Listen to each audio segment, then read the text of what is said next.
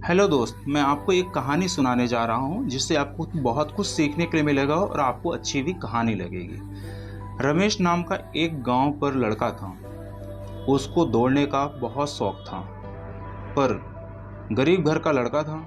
अपनी हिम्मत दिखाते हुए वह कई मैराथन में हिस्सा ले चुका था। उसको यह विश्वास था कि मैं कर सकता हूँ, परंतु वह किसी भी रेस को पूरा नहीं करता था क्योंकि बचपन से ही उसके पैर में चोट लगी थी।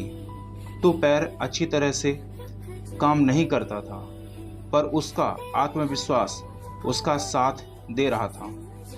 एक दिन उसने ठान लिया कि चाहे कुछ भी हो जाए वह रेस पूरी जरूर करेगा। अब रेस शुरू हुई। एक तरफ उसका आत्मविश्वास था, पर एक तरफ उसके पैर में चोट भी लगी हुई थी। रमेश ने भी दौड़ा शुरू किया। धीरे धीरे सारे लड़के आगे निकल रहे थे, मगर अब रमेश थक गया था। वह रुक गया।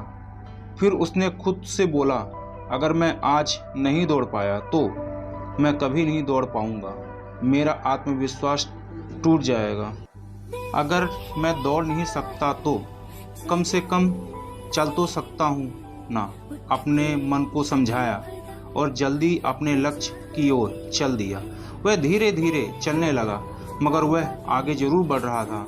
अपने शरीर से बहुत थक गया था और पैर भी उसका साथ नहीं दे रहा था, पर मन से अभी भी नहीं हारा था। अब वह बहुत ज़्यादा थक गया था और नीचे गिर पड़ा।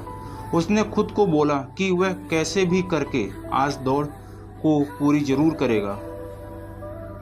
वह जिद करके वापस उठा, लड़खड़ाते हुए आगे बढ़ने लगा और अंततः अपनी रेस पूरी कर लिया। माना कि वह रेस हार चुका था, लेकिन उसका आत्मविश्वास नहीं टूटा था। आज से पहले रेस को कभी पूरा ही नहीं कर पाया था।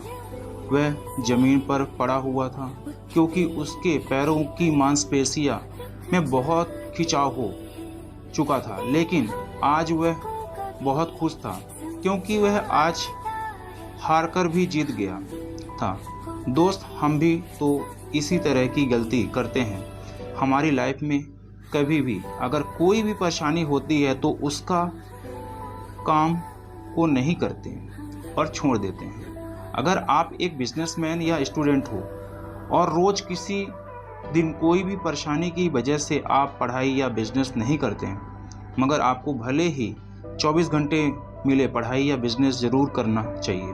अगर आप हिम्मत हार गए ना, तो हम ज़िंदगी में कुछ भी नहीं कर सकते हैं। और अगर हिम्मत से हमने काम कर लिया तो वह भी काम को हासिल कर लेते हैं।